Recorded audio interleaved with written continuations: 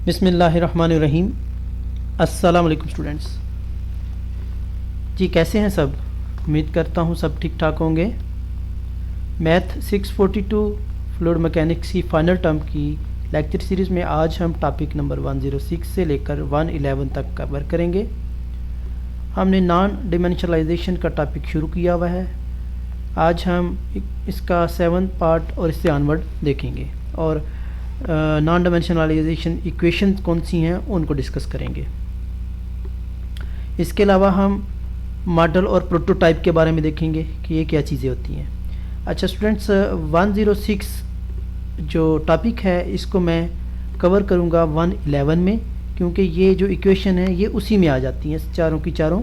सो मैं आपको कुछ इस तरह कवर करवाऊँगा कि आपको फार्मूला याद करने की ज़रूरत नहीं पड़ेगी। आप फार्मूला वो ट्रिक याद कर लेंगे तो आपको फार्मूला ऑटोमेटिकली याद हो जाएगा। ठीक है, रट्टा लगाने की ज़रूरत नहीं रहेगी। सो मेरे साथ रहिएगा। अगर आपने चैनल को सब्सक्राइब नहीं किया तो चैनल को सब्सक्राइब कर लीजिए ताकि बर वक्त आपको नोटिफिकेशन मिल सके। तो चलें कंटिन्यू करते हैं। 106 को मैंने बोला है कि 111 में इकट्ठा हम टैकल करेंगे क्योंकि ये सेम है। 107 में हम देखेंगे मॉडल के बारे में और प्रोटोटाइप के बारे में। मॉडल क्या चीज़ है और प्रोटोटाइप क्या चीज़ है। आजकल आपको पता है कि मोबाइल्स मार्केट काफ़ी अरूज पे है, तो मोबाइल्स में भी आपको पता है जब आप जाते हैं तो डमीज़ बनाई हुई होती हैं मोबाइल्स की। तो वो डमी कुछ इस तरह की होती हैं कि वो एज जो डायमेंशन असल मोबाइल की होती हैं वो डमी उन्हीं मोबाइल की डायमेंशन के मुताबिक बनाई जाती हैं। तो वो जो डमी होती है उसको हम मॉडल कहते हैं और जो असल मोबाइल होता है वो आपका प्रोटोटाइप होता है। इसी तरह आपने देखा होगा कि जो कंट्रैक्टर होते हैं, बड़े बड़े कंट्रैक्टर, मूवीज़ वगैरह में आपने देखा होगा कि पहले कोई घर या प्लाज़ा बनाने से पहले उसका एक मॉडल बना लिया जाता है। ठीक है, तो वो जो छोटा सा एक मॉडल बनाया जाता है उसकी डायमेंशन आपने लेनी होती हैं जो असल घर होता है उसके मुताबिक।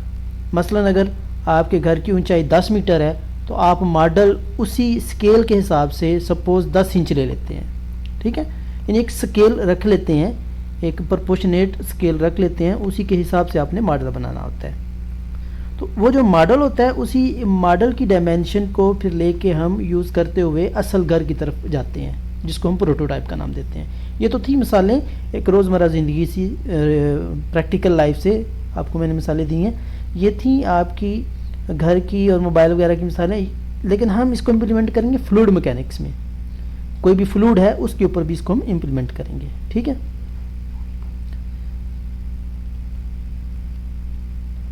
तो ये मॉडल बनाने की ज़रूरत क्यों पड़ती है, इसके 3 पर्पज़ हम देखते हैं। सबसे पहला पर्पज़ ये है कि नॉन डायमेंशनल पैरामीटर आपको पता चल जाते हैं। जैसे आप घर बनाते हैं, एक मॉडल बनाते हैं, तो आपको ये पता चल जाते हैं कि कौन से पैरामीटर जो है वो नॉन डायमेंशनल हैं।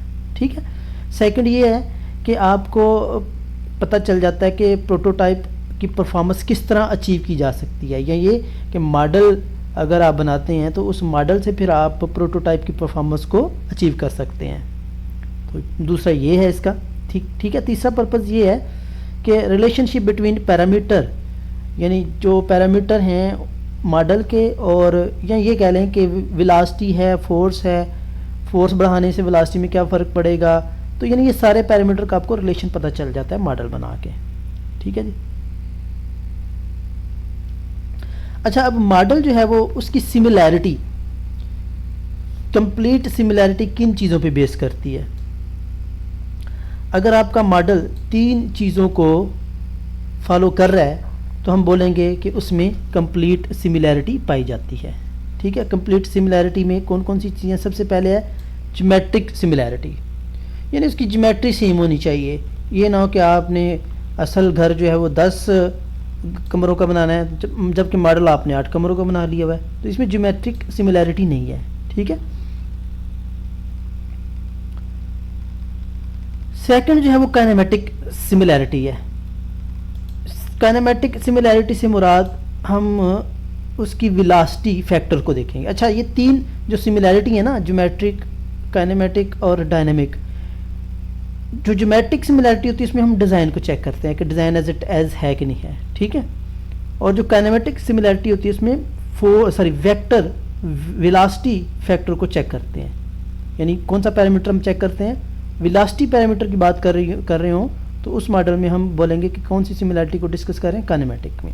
अगर फोर्स पैरामीटर्स को हम डिस्कस करें तो उस सूरत में हम बोलेंगे कि हम डायनेमिक सिमिलैरिटी को डिस्कस कर रहे हैं। ठीक है, तो जब भी मॉडल और प्रोटोटाइप में आप इन तीन चीज़ों को डिस्कस करेंगे तो आपको पता चल जाएगा कि आपने कौन सी सिमिलैरिटी डिस्कस की है। ज्योमेट्रिक में आप डिज़ाइन देखते हैं, काइनेमेटिक में वेलोसिटी और डायनेमिक में आप फोर्स।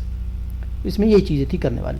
तो इन शॉर्ट इस टॉपिक में हमने ये देखा कि मॉडल क्या चीज़ है, प्रोटोटाइप क्या चीज़ है, और मॉडल बनाने से हमें किन किन चीज़ों का पता चलता है। मॉडल बनाने से हमें और नॉन डायमेंशनलाइजेशन पैरामीटर जो होते हैं उनका पता चल जाता है, उसका मेन ऑब्जेक्टिव ये होता है। और दूसरा हमें मॉडल से परफॉर्मेंस का पता चल जाता है कि जो प्रोटोटाइप की परफॉर्मेंस है वो किस तरह बेहतर की जा सकती है, और इसी तरह हमें पैरामीटर के रिलेशनशिप का पता चल जाता है। जी, टॉपिक 108 में देखिएगा, डायमेंशनल एनालिसिस एंड सिमिलैरिटी को हम डिस्कस कर रहे हैं। तो इसमें 108 में सेम जो मैंने पहले बयान किया हुआ है वही चीज़ यहाँ पर बना के पिक्टोरियली आपको दिखा दी गई है कि एक छोटा मॉडल है। छोटे मॉडल को हमने उसकी वेलोसिटी को vm से डिनोट किया है। ठीक है, fd यानी वो फोर्सेस जो हैं, कोई भी ड्रैग फोर्सेस है या दूसरी फोर्सेस हैं, कुछ भी हो सकती हैं फोर्सेस, वो जो ड्रैग फोर्सेस है उसको हमने m से डिनोट किया हुआ है। इसी तरह ये प्रोटोटाइप को vp से, यानी प्रोटोटाइप उसकी वेलोसिटी से। अच्छा, अब अगर हम वेलोसिटी को देख रहे हैं तो इसका मतलब है हम काइनेमेटिक सिमिलैरिटी को डिस्कस कर रहे हैं। फोर्स को देख रहे हैं तो इसका मतलब है हम डायनामिक सिमिलैरिटी को डिस्कस कर रहे हैं। ठीक है जी, तो इसमें भी यही चीज़ें डिस्कस की गई हैं। तो कंप्लीट सिमिलैरिटी मैंने आपको बताया कि कब होगी, जब तीनों चीज़ें जो हैं वो मैच करेंगी। ठीक है, काइनेमेटिक, ज्योमेट्रिक और आपकी डायनामिक सिमिलैरिटी। अच्छा, इनके जो डायमेंशनल पैरामीटर्स होते हैं ना, अब डायमेंशनल पैरामीटर्स मैं आपको बता चुका हूँ, लेंथ हो सकती है, वेलोसिटी भी इसका एक पैरामीटर है, और ये जितने भी डायमेंशनल पैरामीटर होते हैं उनको हम पाई यानी कैपिटल पाई से शो करते हैं। ये कैपिटल पाई है। ठीक है, अच्छा, अब इसमें दो तरह के पैरामीटर्स हो सकते हैं, एक जो है डिपेंडेंट होते हैं, ठीक है, और एक इंडिपेंडेंट होते हैं। अब इसकी सिंपल सी एग्जांपल है कि आपने एक वाटर की या फ्लूइड की वेलोसिटी को डिस्कस किया होगा। तो वेलोसिटी, अब देखिएगा इसके आगे कोऑर्डिनेट होते हैं, कंपोनेंट होते हैं, X component, Y component and Z component. ठीक है, आपने पढ़ा होगा। तो ये एक वेलोसिटी है। वेलोसिटी में आप X, Y and Z component आपने पढ़े होंगे। ठीक है, अब ये जो वेरिएबल है ना, ये इंडिपेंडेंट है, यानी ये कोई भी वैल्यू ले सकते हैं, जबकि वेलोसिटी का इन्हिसार ही नहीं पे है। ठीक है, एक्स वाई जी पे। क्लियर हो गया।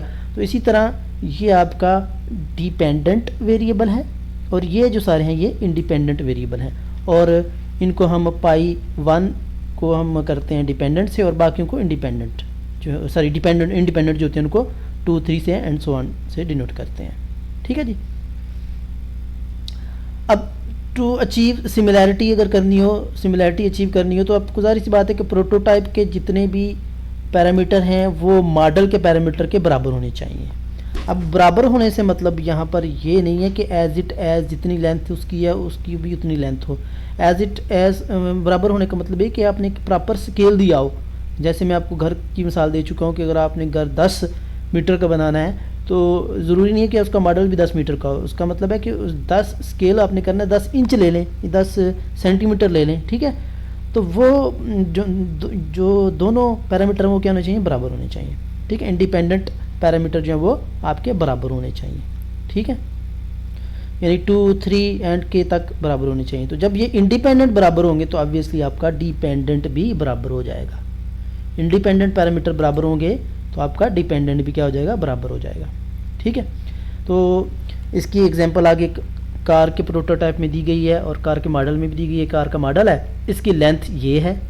इवन देखिएगा लेंथ बराबर नहीं है लेकिन हमने एक स्केल बना लेना होता है। ठीक है, ठीक है, तो इसके पैरामीटर है, वेलोसिटी है, ये विस्कोसिटी है, डेंसिटी है, ये आपको पता फोर्स पैरामीटर है। काइनेमेटिक और डायनेमिक दोनों को हम डिस्कस कर रहे हैं। तो अगर ये बराबर होंगे, ठीक है, तो ऑब्वियसली आपके कार का मॉडल जो है वो भी क्या होगा, प्रोटोटाइप के बराबर आ जाएगा।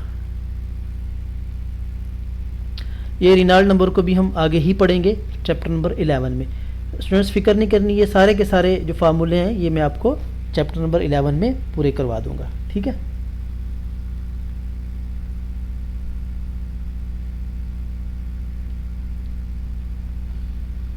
जी टॉपिक नंबर 109 है। उसी तरह फिर हम डायमेंशनल एनालिसिस एंड सिमिलैरिटीज़ का पार्ट 3 कर रहे हैं। अच्छा स्टूडेंट्स, यहाँ पर एक मॉडल को लेके हमने ऑब्ज़र्व करना है कि क्या प्रोटोटाइप वर्क किस तरह करेगा, यानी एक मॉडल को टेस्ट उसका करके उसको प्रोटोटाइप पे लेके जाएंगे कि ये प्रोटोटाइप पे भी सही काम करेगा कि नहीं, काम करेगा कि नहीं करेगा। तो उसके लिए एक ड्रैग फोर्सेस है, ड्रैग फोर्सेस हम अप्लाई कर रहे हैं कार के ऊपर। कार का एक छोटा मॉडल है, ठीक है, और इसकी कार की वेलोसिटी जो है ये हम बैकवर्ड लेके जाएंगे। बैकवर्ड किस तरह करेंगे, उसके लिए हमने यहाँ पर ये एक पुली से बेल्ट लगा दिया है, पुली की मदद से बेल्ट लगा दिया है, ठीक है, और उसके ऊपर एक ड्रैग बैलेंसिंग करने वाली डिवाइस भी लगा दी है जो कि इसको ड्रैग फोर्सेस को क्या करेगी, बैलेंसिंग करेगी, ठीक है। तो इसमें होगा क्या कि आप जब इसको टेस्ट करते हैं, एक्सपेरिमेंट करते हैं लैब में या किसी भी टेस्ट एक्सपेरिमेंट रूम में, तो जो यहाँ से आपको पैरामीटर मिलेंगे, जो रिजल्ट यहाँ से मिलेंगे वही हम प्रोटोटाइप पे भी अप्लाई कर देते हैं। तो ये मॉडल के फ़वाइद हैं, ठीक है। अब इसको पढ़ लेते हैं। Drag balance device is used in the wind tunnel to, अच्छा ये बेसिकली हमने एक विंड टनल लिया हुआ है, तो विंड टनल में इसको हम इसका एक्सपेरिमेंट कर रहे हैं, ठीक है। तो विंड टनल में जो इसकी सिचुएशन होगी ना वही आपके असल कार या प्रोटोटाइप की सिचुएशन होगी, इसके ऊपर भी वही पैरामीटर होंगे, ठीक है। When testing automobile model is moving belt with a fan at floor, ये वही बातें जो मैं आपको ऑलरेडी ऊपर बता चुका हूँ कि फ्लोर के ऊपर इसको किया हुआ है, ठीक है। अच्छा similarity between model and prototype cars, अब इसकी सिमिलैरिटी हम कैसे गेट करेंगे, उसके लिए एक एग्जांपल है। चलें सिमिलैरिटी और मॉडल और प्रोटोटाइप के लिए हम एग्जांपल ये न्यूमेरिकल करते हैं। तो ये पूरा आप पढ़ लीजिएगा, इसमें कुछ ऐसा नहीं है कि जो आपको समझ ना आ सके, सारा डाटा दिया हुआ है। तो नीचे एक डाटा कलेक्ट किया हुआ है पेपर में, अगर मैं पेपर में अगर आएगा तो ये सारा डाटा आपको देगा। ये डिफरेंट टेम्परेचर पे और डिफरेंट डेंसिटी पे कार के टेस्ट किए गए। एक टेम्परेचर ये है, एक टेम्परेचर ये है, एक जो डेंसिटी है ये है और एक डेंसिटी ये है, और विस्कासिटी भी दी हुई है। 3 चीज़ें दी हुई हैं, विस्कासिटी, टेम्परेचर और डेंसिटी। तो हमने मालूम क्या करना है, बेसिकली वेलोसिटी मालूम करनी है। जो प्रोटोटाइप है ये सारी मॉडल है उसकी वेलोसिटी देखनी कि वेलोसिटी क्या होगी। तो since the only one independent pi in this problem equation hold, अब हमें ये पता है कि पाई जो मॉडल है, मॉडल का जो इंडिपेंडेंट वेरिएबल है वो प्रोटोटाइप के इंडिपेंडेंट वेरिएबल के क्या होंगे, बराबर होंगे, ये तो हमें पता है, ठीक है। तो इसी को लेके हम जो है वो सॉल्व करेंगे। अच्छा अब ये रिनाल्ड फार्मूला यानी रिनाल्ड मॉडल में और रिनाल्ड फार्मूला इसमें प्रोटोटाइप में ये बराबर होते हैं। अच्छा रिनाल्ड का फार्मूला यहाँ पर मैं आपको बता देता हूँ, लेकिन इसको आगे हम प्रूव करेंगे। रो वी एल ओवर म्यू ये फार्मूला है, ठीक है। इसको बनाने का तरीका मैं आपको बता चुका हूँ कि 12 में हम करेंगे। एनी हो, तो ये दोनों इक्वेशंस आपने बराबर रखनी है, यानी आपको पता है प्रोटोटाइप के पैरामीटर और मॉडल के पैरामीटर बराबर होंगे, तो इसी तरह इनके फार्मूले भी बराबर होंगे। इनको फार्मूलों को बराबर करेंगे आप, बराबर रखने के बाद ये आपके वेलोसिटी आ जाएगी मॉडल की, जबकि आपको प्रोटोटाइप की वेलोसिटी ऊपर दी हुई है, ठीक है। प्रोटोटाइप की वेलोसिटी उसने कितना दिया हुआ है, 50 माइल पर आवर दी हुई है, ठीक है। एनी हो, तो ये सारी चीज़ें आपने पुट कर लेनी है, तो आपके मॉडल की वेलोसिटी 221 आ जाएगी माइल पर आवर, जो कि बहुत ज़्यादा है। Similarity thus to ensure similarity the wind tunnel should be run at 221, यानी इसका मतलब ये है कि जो आपका प्रोटोटाइप है उसको भी 221 मीटर पर 1 माइल पर आवर में दौड़ना पड़ेगा या स्पीड से जाना पड़ेगा, ठीक है। तो इतनी जो वेलोसिटी है मॉडल की वो पॉसिबल नहीं है, ठीक है। इतनी वेलोसिटी मॉडल की पॉसिबल नहीं है, जो कि कह सकते हैं is known because length of the car, but ये लेंथ दी हुई है। When the dimensional parameter are rearranged in non-dimensional ratio unit system irrelevant since the unit in each numerator cancels। ये सारी चीज़ें छोड़ें, नीचे हम डिस्कशन पे आते हैं। This speed is quite high about 100 metre per second, ये अगर इसको मीटर में बनाए तो इतनी बनती है। And the wind tunnel may not be able to run at this speed, furthermore the incompressible approximation may come into question. यानी ये यही बात कह रहा है कि आपने जो मॉडल इसमें रन किया है टनल में, जिसकी जो असल कार है उसकी तो 100 है, 100 आनी चाहिए, यानी जबकि मॉडल में टनल में ऐसा पॉसिबल नहीं है। सो इट मीन कि ये आपका अप्रोप्रिएट मॉडल नहीं है। ठीक है जी। लेक्चर नंबर 110 में ये सारी चीज़ें जो आगे हम पढ़ेंगे उसको दिया हुआ है, इसको करने की ज़रूरत नहीं है, ये आगे हम सारी चीज़ें अगले चैप्टर में पढ़ेंगे जी। 111 को हम देखते हैं। 111 में बकिंघम पाई थ्योरम को हम बाद में देखेंगे, पहले मैं आपको फार्मूले बनाना सिखाता हूँ नॉन डायमेंशनलाइजेशन के। ठीक है जी। तो नॉन डायमेंशनलेस ग्रुप हैं कौन कौन से, वो पहले हम देख लेते हैं। रिनाल्ड है, रेनॉल्ड नंबर है, मैक नंबर है, फ्रोड नंबर है, ठीक है, वेबर नंबर है, आइलर नंबर है, और स्ट्रॉल नंबर है, और कैविटेशन नंबर है। तो ये मैक नंबर के अलावा V/C, इसके अलावा मैं 6 फार्मूले यहाँ आपको बनाने का तरीका बताने लगा हूँ। स्टूडेंट्स ये ट्रिक अगर आप यूज़ कर लें तो आपको 6 के 6 फार्मूले याद हो जाएंगे, और आपके एटलीस्ट 10 टॉपिक जो हैं वो इजीली कवर हो जाते हैं अगर आपको ये फार्मूले आ जाते हैं। फार्मूला क्या है, ट्रिक क्या है, ट्रिक आपने यूज़ करना है 1 to 1। ट्रिक क्या है 1 to 1। अब ये 1 to 1 का मतलब क्या है वो मैं यहाँ पे आपको बताऊँगा। 1 to 1 का मतलब है कि आपने वेलोसिटी से स्टार्ट करना है, लेकिन यहाँ पर ये आपको अरेंजमेंट भी पता होना चाहिए कि ये इसका सीक्वेंस आगे पीछे नहीं करना, ऑर्डर आपको याद रहना चाहिए। अब ऑर्डर याद करने के लिए मैंने एक और ट्रिक बताया हुआ है। वो ट्रिक क्या है कि Rizwan Sarfaraz fly, Rizwan Sarfaraz fly and wicket catch, Rizwan Sarfaraz fly and wicket catch. या अगर आपने इंग्लिश में याद करना है तो आप कह लें कि रिहाना सेड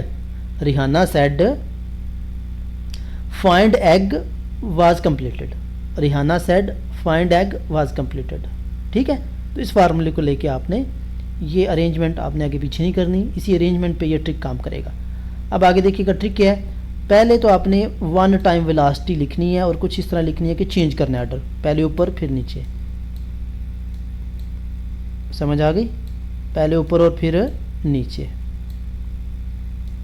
ठीक है जी, मैंने एक दफ़ा वेलोसिटी लिख दी। अब 2 दफ़ा जो है ना 1 to 1 फार्मूले में 2 दफ़ा आपने लेंथ लिखनी है, यानी L लिखना है। और लिखना किस तरह है कि इनको रिपीट करना है 2 दफ़ा, पहले ऊपर फिर 2 दफ़ा नीचे,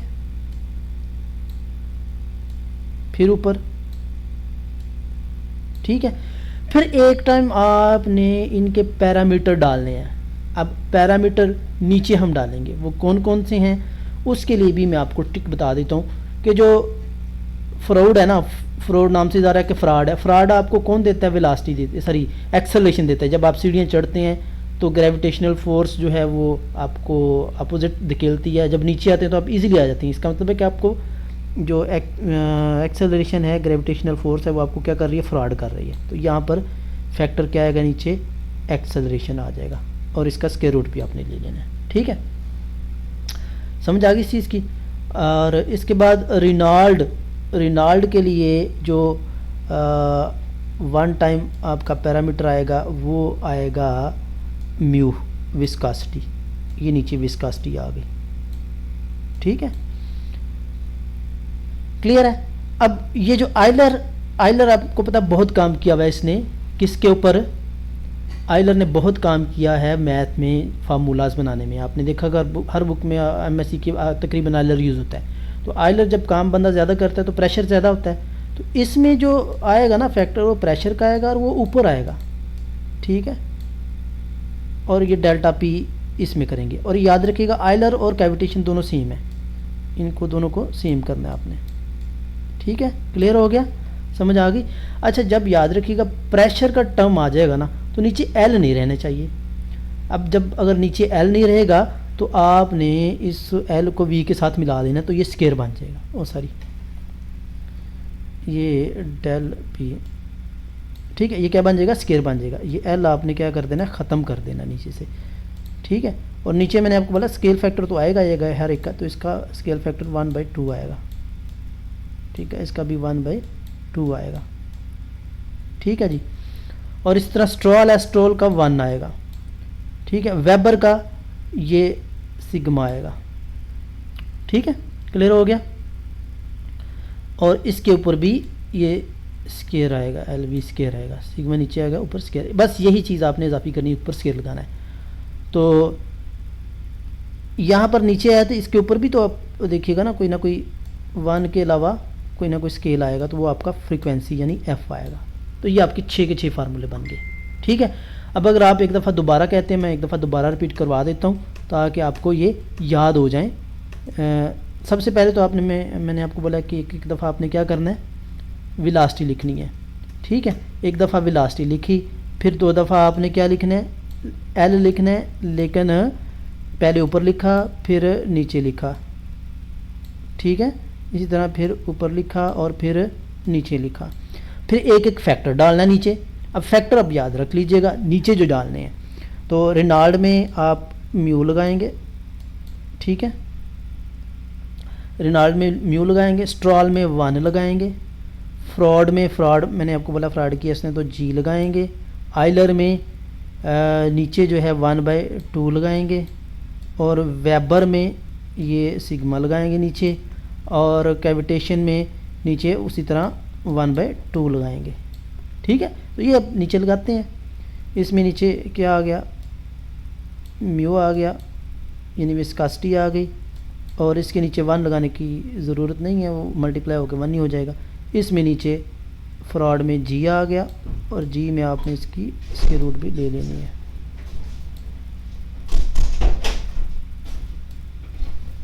इसी तरह इसके नीचे 1/2 आ गया,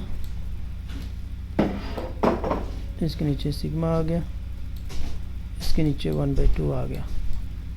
ठीक है जी, ये सारी टर्म्स हमने लगा दी। और मैंने बोला आपको कि जो कैविटेशन है और आइलर है उसमें डेल्टा पी ऊपर आएगा, डेल्टा पी ऊपर आएगा। ठीक है, और इसके ऊपर वी स्केयर लगा देंगे आप, और इसके ऊपर ये रो का इजाफी कर देंगे।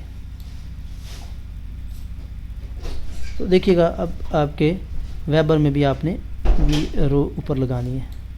रो कहाँ पे लगानी है याद रखिएगा, ये सिग्मा और म्यू जो है ना, फोर्सेज जो हैं उसके ऊपर म्यू भी आप डेंसिटी भी ऊपर लगाएंगे। ठीक है, बाकी नहीं लगानी। तो ये देखिएगा सारे फार्मूले बाप के एज इट एज जो मैंने यहाँ पर बनाए हैं ये बन गए हैं। ठीक है जी, इसको आप 1-2 दफ़ा ट्राई करेंगे, इंशाल्लाह आपको समझ आ जाएगी फार्मूला बनाने की। होपफुली आपको समझ आई होगी। तो नेक्स्ट हमारा लास्ट में है Buckingham theorem. Buckingham pi theorem क्या कहता है, इसके कुछ स्टेप हैं, तो उन स्टेप को भी मैंने डिवाइड किया हुआ है डी करके, यानी पहले डायमेंशनल पैरामीटर चेक करने हैं। ठीक है, पहले स्टेप में जैसे एफ डी कोई भी हैं तो उनको आपने चेक करना है। ठीक है, तो उसके बाद पैरामीटर बनाने के बाद आपने पहले प्राइमरी पैरामीटर अलग कर लेने हैं कि प्राइमरी पैरामीटर कौन कौन से हैं। ठीक है, select the fundamental primary dimensions parameter जो अलग कर लेने हैं। ठीक है, ऑल पैरामीटर, फिर उसके बाद आपने ऑल पैरामीटर करने हैं। पहले डायमेंशनल पैरामीटर देखने हैं, फिर उसके बाद फंडामेंटल प्राइमरी डायमेंशंस देखनी है, फिर all dimension of all parameter, फिर तमाम पैरामीटर जो आपने निकाले होंगे ना उनकी डायमेंशन देखनी है। ऑल की क्या देखनी है आपने, डायमेंशन देखनी है। ठीक है, यानी पहले पैरामीटर लिए, फिर प्राइमरी लिए, फिर उन पैरामीटर की डायमेंशन देखी। क्लियर हो गया। स्टेप 4 में क्या है, सेलेक्ट अ सेट ऑफ और डायमेंशनल पैरामीटर। फिर ऐसे हम पैरामीटर लेंगे जिनकी डायमेंशन क्या होंगी, प्राइमरी डायमेंशन होंगी। ठीक है, स्टेप 5 में क्या करना है, और उनके पाई ग्रुप अलग कर लेने हैं। जैसे कि ड्रैग फोर्सेस हैं, उनको हमने पाई 1 का नाम दे दिया। तो छठे स्टेप में check each of the group obtain is dimensionless. फिर छठे में हमने ये चेक करना है कि वो डायमेंशनलेस है कि नहीं है। तो यही 6 स्टेप हैं किसी भी डायमेंशनल पैरामीटर को डायमेंशनलेस बनाने के लिए। ये 6 पैरामीटर हैं। ठीक है, ये फार्मूला याद करने की ज़रूरत नहीं है, जस्ट आपने इनके ये 6 स्टेप याद कर लेने। होपफुली आपको समझ आई होगी। सो थैंक यू स्टूडेंट्स, अल्लाह हाफिज़। दुआ में याद रखिएगा और चैनल को भी सब्सक्राइब